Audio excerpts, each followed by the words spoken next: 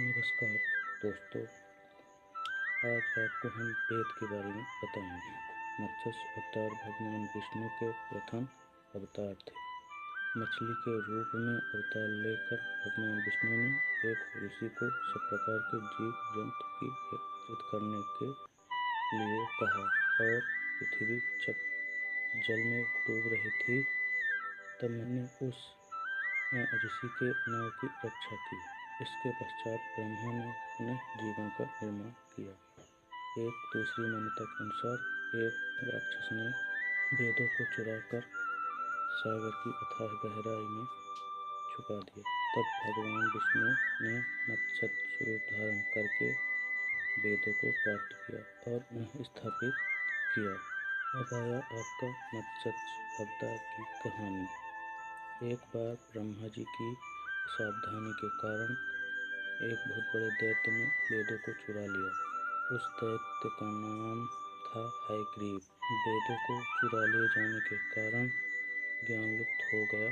चारों ओर अज्ञानता और अंधकार फैल गया और पाप तथा अधर्म का बोलबाला हो गया। तब भगवान विष्णु ने धर्म की रक्षा के लिए मत्स्य स्वरूप धारण करके हयग्रीव का वध किया और वेदों की रक्षा की। अब बात आती है कि भगवान ने मत्स्य स्वरूप कैसे धारण किया। कल्पांत के पूर्व एक पुण्यात्मा राजा तप कर रहा था। राजा का नाम सत्यव्रत था। सत्यव्रत पुण्यात्मा तो था ही, बड़े उदार हृदय का भी था। रात का समय था, सूर्योदय। सत्यव्रत कृतमाला नदी में स्नान कर रहा था। उसने स्नान करने के पश्चात जब एक छोटी मछली जब तर्पण के लिए अंजलि में जल लिया तो अंजलि में जल के साथ एक छोटी मछली भी आ गई। सत्यव्रत ने मछली को नदी के जल में छोड़ दिया। मछली बोली, राजन, जल के बड़े जीव छोटे जीवों को मारकर खा जाते हैं। अवश्य कोई बड़ा जीव मुझे भी खा जाएगा। कृपा करके मेरे प्राणों की रक्षा कीजिए। सत्यव्रत के हृदय में दया उत्पन्न हो उठी। उसने मछली को जल से भरे हुए अपने कमंडल में डाल दिया।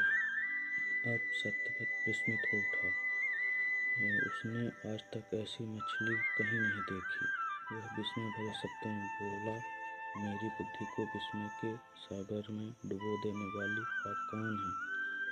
मत्स्य रूप धारी ने उत्तर दिया, राजन, हयग्रीव नामक दैत्य ने वेदों को चुरा लिया है। जगत में चारों ओर अज्ञान अंधकार फैला है। मैंने हयग्रीव को मारने के लिए मत्स्य रूप धारण किया है। आज से 7वें दिन पृथ्वी प्रलय चक्र में डूब जाएगी। समुद्र उमड़ उठेगा, भयानक वृष्टि होगी, सारी पृथ्वी पानी में डूब जाएगी। जल के अतिरिक्त कहीं कोई दृष्टिगोचर नहीं होगा। आपके पास एक नाव आएगी। आप सभी अनाजों और औषधियों के बीजों को लेकर उसमें बैठ जाइएगा। मैं उसी समय आपको पुनः दिखाई दूंगा और आपको आत्म तत्व का ज्ञान प्रदान करूंगा। सत्यव्रत उसी दिन से हरि का स्मरण करते हुए प्रलय की प्रतीक्षा करने लगे। 7वें दिन प्रलय का दृश्य उपस्थित हो उठा। समुद्र भी उमड़कर अपने सीमाओं से बाहर बहने लगा। भयानक वृष्टि होने लगी। थोड़ी देर में सारी पृथ्वी जलमग्न हो गई। उसी समय एक नाव दिखाई पड़ी। सत्यव्रत सप्तऋषियों के साथ उस नाव पर बैठ गए। उन्होंने संपूर्ण अनाज और औषधियों को बीजों को भी भर लिए। प्रलय के सागर में तैरने लगे। प्रलय के उस सागर में नाव के अलावा कुछ नहीं दिखाई दे रहा था। सहसा मत्स्य रूपी भगवान प्रलय के सागर में दिखाई पड़े। सत्यव्रत और सप्त ऋषिगण मत्स्य रूपी भगवान की प्रार्थना करने लगे। भगवान से आत्मज्ञान पाकर सत्यव्रत का जीवन धन्य हो उठा। वे जीते जी जीवन मुक्त हो गया। प्रलय का प्रकोप शांत होने पर मत्स्य स्वरूपी भगवान ने हयग्रीव को मारकर उससे वेद छीन लिया।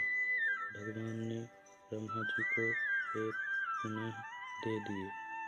इस प्रकार भगवान ने मत्स्य स्वरूप धारण करके वेदों का उद्धार किया, साथ ही संसार के प्राणियों का भी अमित कल्याण